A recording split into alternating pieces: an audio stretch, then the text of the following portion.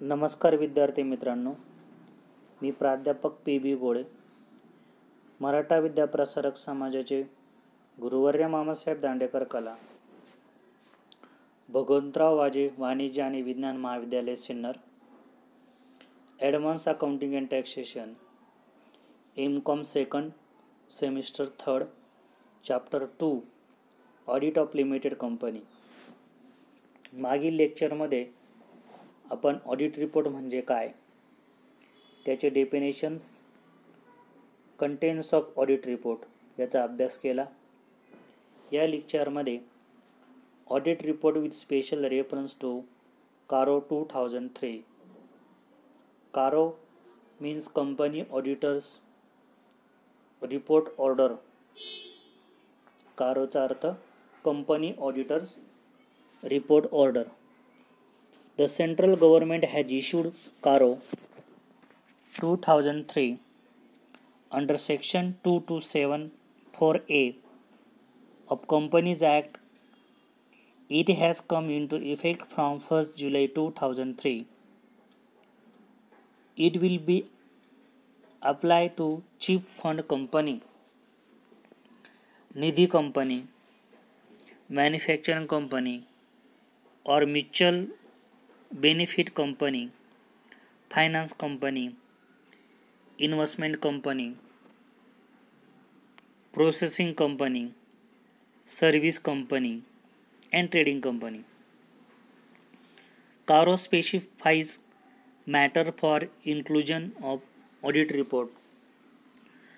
CARO will not apply to a banking company under Section 25 of Companies Act, insurance company and a specified private company that satisfies condition prescribed in CARO Amendment 2004 regarding paid up capital and reserve borrowings from bank and financial institution and turnover limit. Audit report with special reference to CARO. कारो means company auditors report order जे आहे 2003 यानुसार यामध्ये the central government जे आहे यांनी 2003 मध्ये section 227(4) नुसार जो कंपनी जो कायदा जे आहे या कारोचं जे इश्यू आहे या ठिकाणी केलं. It has come into effect from आणि याचा इफेक्ट जो आहे 1 जुलै 2003 पासून हा ॲप्लिकेबल झाला. It will apply to chit fund. हा chit fund, Nidhi company, manufacturing company, mutual benefit company, finance company, investment company, processing company, service company and trading company यांना लागू आहे. CARO specifies matter for inclusion audit report. CARO जो आहे हा audit report संदर्भातलं जे inclusion आहे याशी संबंधित आहे. CARO will not apply to banking company. Banking कंपनीसाठी कारो लागू नाही. Company under section 25 of companies act.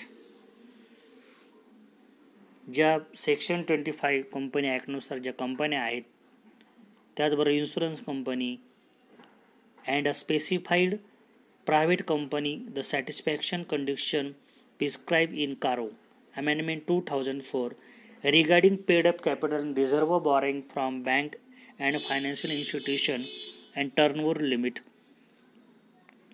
यामध्ये ज्या काही विभिन्न प्रकारच्या ज्या काही स्पेसिफाईज कंपनी ज्या आहे यामध्ये सर्वात प्रथम म्हटलं आहे की CARO will not apply to a banking company.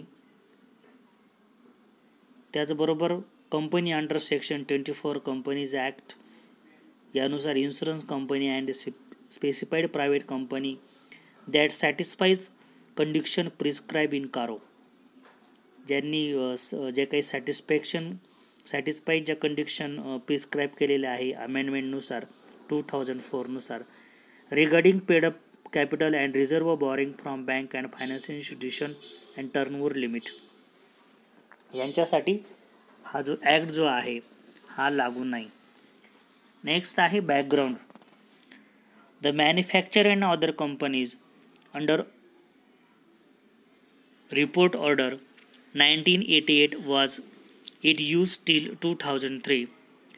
The Department of Company Affairs notified the company's auditor's report order 2003. CARO 2003, which is made applicable to every financial year ending on or after July 1, 2003.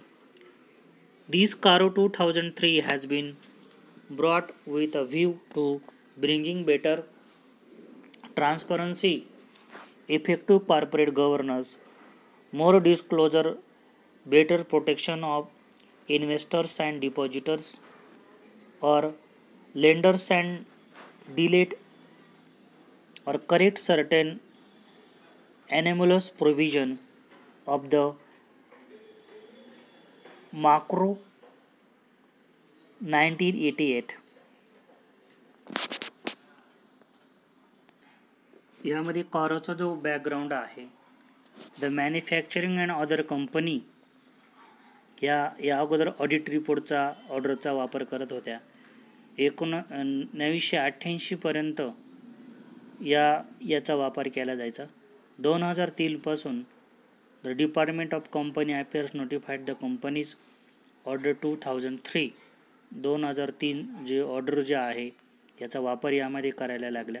Which is made applicable to every financial year ending or after July 2003. यामध्ये जुलै 2003 पर्यंत ज्या काही financial ज्या कंपन्या होत्या त्या देखील या कारोचा वापर यामध्ये करतात. This CARO 2003 was been brought with the view bringing better transparency. कारोच्या माध्यमातून जी चांगली जी ट्रान्सपरन्सी आहे, इफेक्टिव्ह कॉर्पोरेट गव्हर्नन्स आहे, more disclosure, better protection of investor and depositors or lender and delete or correct certain anomalous provision of the old macro 1988. पूर्वीचा जो Maharashtra central auditor report order जी होती त्यापेक्षा कारोमध्ये जी काही चांगल्या प्रकारची जी चेंज आहे याचा वापर यामध्ये केला गेला. त्यानंतर पुढचं आहे ॲप्लिकेबिलिटी. कुठे कुठे ॲप्लिकेबल आहे CARO. CARO came into force on 1 जुलै 2003. 1 जुलै 2003 पासून कारो जो आहे हा फोर्समध्ये आला किंवा ॲप्लिकेबल झाला. It's apply to all companies, तो सगळ्या कंपन्यांना लागू आहे, इन्क्लुडिंग फॉरेन कंपनीज. यामध्ये फॉरेन कंपनी देखील आहे. Defined under section 591 of the companies act. It is however provided that these orders shall not apply the following companies. खालील कंपनींना मात्र तो लागू नाही. या संदर्भात आपण अगोदर बी चर्चा केलेली आहे. यामध्ये बँकिंग कंपनी आहे, इन्शुरन्स कंपनी आहे, a company register under section 25 of the company act यांना तो लागू नाही आहे. A private limited company which satisfy the following condition. ज्या प्रायव्हेट लिमिटेड कंपन्या जे खालील कंडिशन सॅटिस्फाईड करतात त्यामध्ये it is paid up capital and reserve do not exceed ₹50 lakh. ज्या कंपन्यांचं पेड अप कॅपिटल आणि रिझर्व जे कॅपिटल आहे हे 50 लाखापेक्षा जास्त नाही. It has not accepted any public deposit, पब्लिककडून कुठलंही डिपॉझिट घेतलेलं नाही. Its turnover does not exceed ₹5 crore. एका वर्षामध्ये त्यांचा जो टर्नओव्हर जो आहे हा 5 कोटीपेक्षा जास्त नाही. It's outstanding loan from any bank for financial institution does not exceed ₹10 lakh. त्याचबरोबर त्यांनी ज्या काही फायनान्शियल इन्स्टिट्यूट्स असतील, बँक असतील यांच्याकडून 10 लाखापेक्षा जास्त लोन घेतले नाही, अशा कंपन्यांना देखील हा लागू नाही. If any of the above conditions are not satisfied the above order will apply to private limited company. या वरच्या ज्या कंडिशन त्या ठिकाणी जर त्यांनी जर लागू केले नाही तर त्यांना मात्र जो कारो रिपोर्ट जो आहे हा मात्र 2003 हा लागू होईल. त्यानंतर नेक्स्ट पार्ट आहे matter included in auditor report as per कारो 2003. जे काही मॅटर इन्क्लुडेड आहे ऑडिट रिपोर्ट ॲज पर कारो 2003 ते 1 बाय 1 आपण बघणार आहोत. यामध्ये फर्स्ट आहे फिक्स असेट. याला ए पार्ट म्हटलं आपण, फिक्स असेट. यामध्ये फर्स्ट आहे proper records. The auditor report must state whether the company has maintained proper record or not.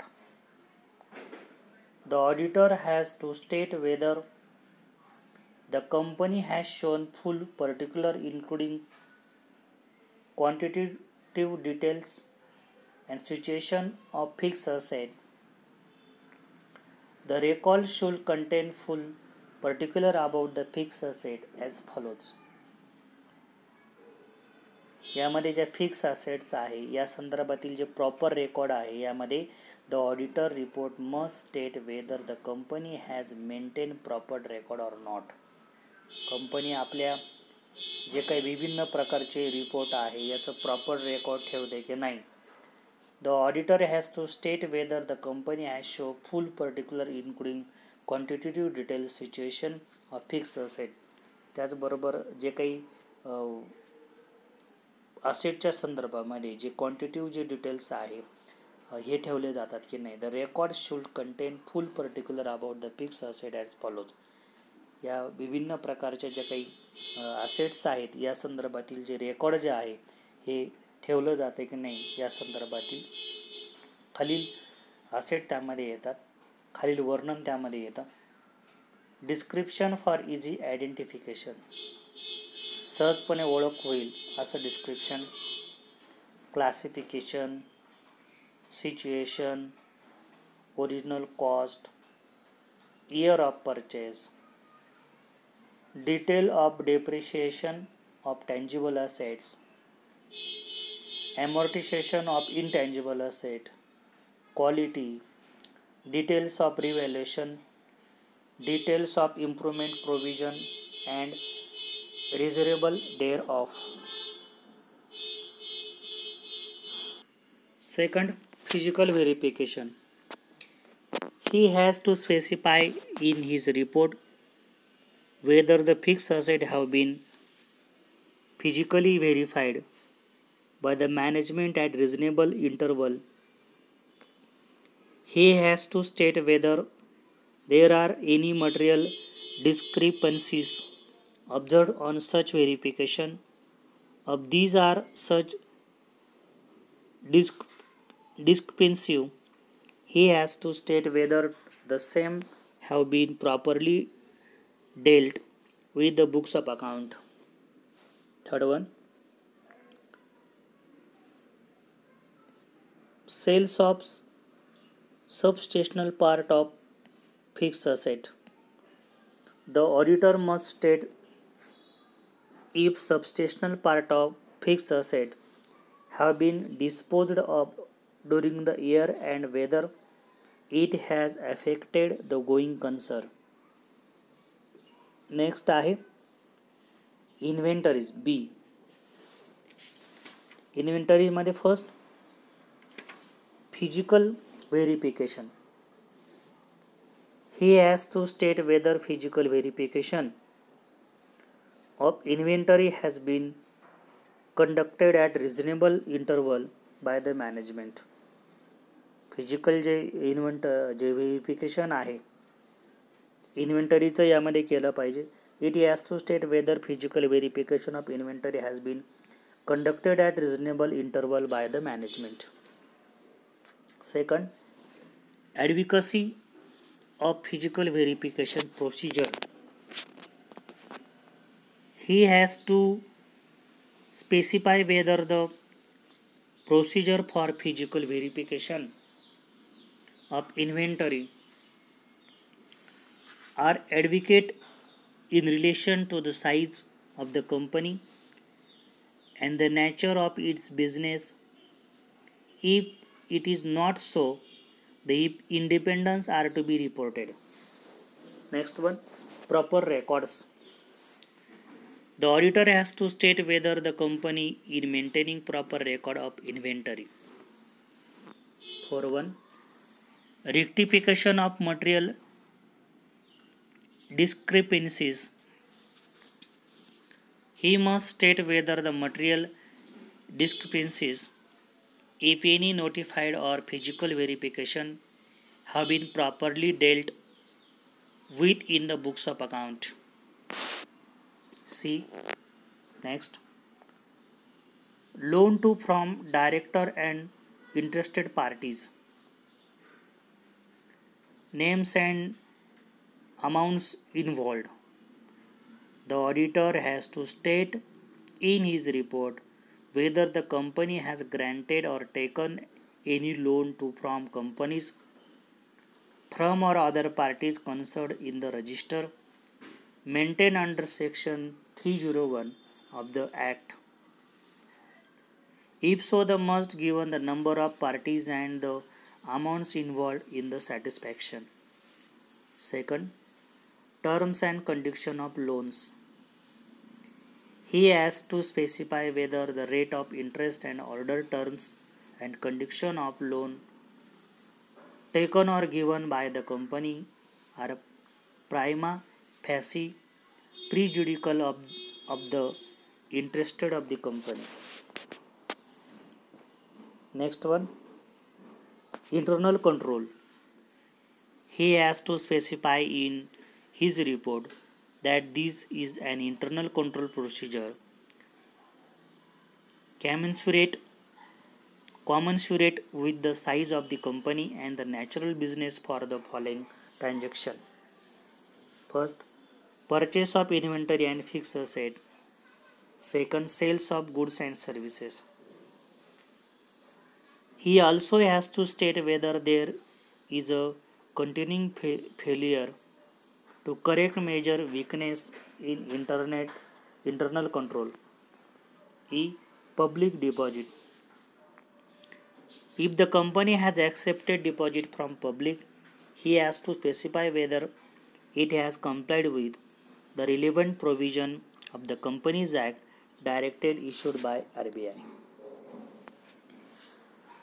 यामध्ये material matters include auditor report as per कारो 2003 मध्ये फिक्स असेट्सच्या संदर्भात जे रिपोर्ट्स आहेत, त्यानंतर जे इन्व्हेंटरी जे आहे, इन्व्हेंटरीच्या संदर्भातील जे रिपोर्ट आहे ते आपण बघितले.